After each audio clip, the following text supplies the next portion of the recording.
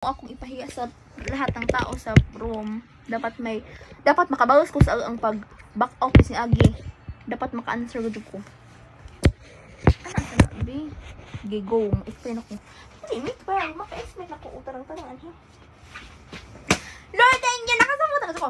So, muna, lastly is whistleblowing.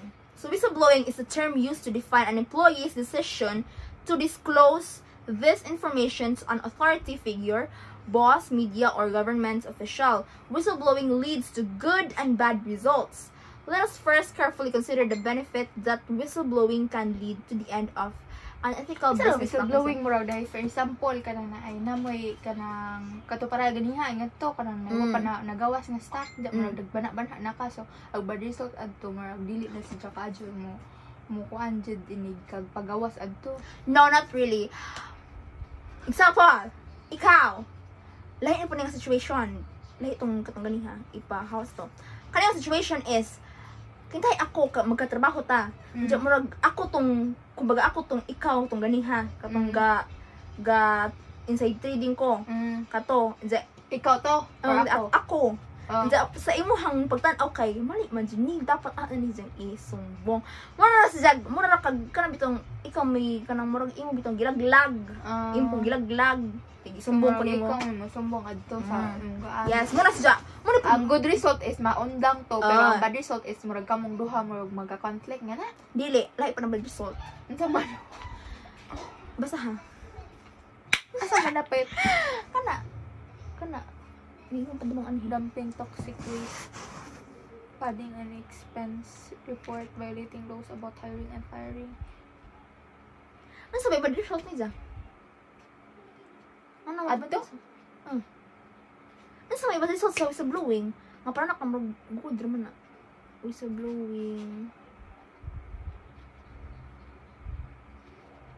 Basta kita hay, ito na akay bagong ilan siya imong giuna-unahan. Sabi, when an employee discovers unethical, immoral, or legal actions at work, the employer makes a decision about what to do with this information. Whistleblowing is a term used to define... Paminaw, Mek! Paminaw! Come on! Ang whistleblowing is, di mo to good and bad result. If mo to, ang gingan mo ganiha is, mo to'y good result. Para sa business. Pero sa ang kuan, bad siyang result kay ug ako kuan po ko sa laing mga business kanang kuan bitaw sa lain kanang bitang mag-apply ko sa laing company nga ha na mo ko background mo na ako may bad background ngano ikaw may bad background ga ikaw may ni sumbong ikaw bitaw ni sumbong na ako bitaw tong bad people ako tong kato mo tong ako mapituhan mo tong bad sa pero naa sa laing instances bad nga ang business mo oy kunan og bad result kay kintahay mo toy nag bad work yan ha kintahay like, murag na sila murag scam na sila nga haja ikaw ni whistleblow mo tong nisumbong ka sa government so nga na so ang good result na ko is sa laing mo apply ko di sa good result sa mga tao na nga hero ko nga lahat kita murag kasi ikaw ay sila ang katong mo down sila mo okay fine oh my god that wraps up business ethics mo. I love it very much. Tapos na tayo. Thank you, Lord. Yung pantay din na pinakatubag. That's wrapped up everything. Oh my god. Oh my god! Ganun lang pala yun. Isuot ka ba sa malintan yung mukma? Diyos ko, Lord. Makatabang! Gigas magtuon na Mek. Kay ako, Mek. Ako na magtuon. Bubu! Gajag ko, Mek. Munang di gajag ko magtiwala sa aking sarili. Kasi wala akong compliance. Wala akong kumpiyansa sa aking sarili. Kaya need ako ng tabang mo. Oh my God. Nakaroon po ko naka-realize ba nga. Di dyan mahimo nga ako na magtuon.